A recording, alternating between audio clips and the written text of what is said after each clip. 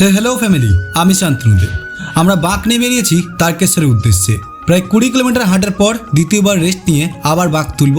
আর তার আগে বাঁকের কিছু কাজ ছিল, সেটা কমপ্লিট করে বাবার নামে আবার যাত্রা শুরু।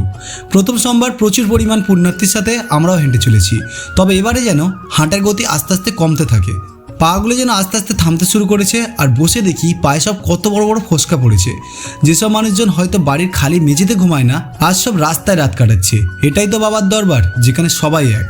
রাত পেরিয়ে প্রায় ভোর, রাস্তা এখনো বাকি 8 কিলোমিটারও বেশি, তবে আর চলা যাচ্ছে না।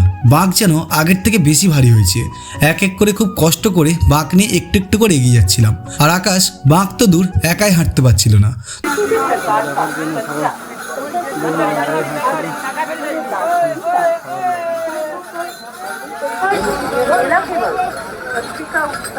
তবে অবশেষে সেই তারকেশ্বরের মুখ্য দ্বার দর্শন।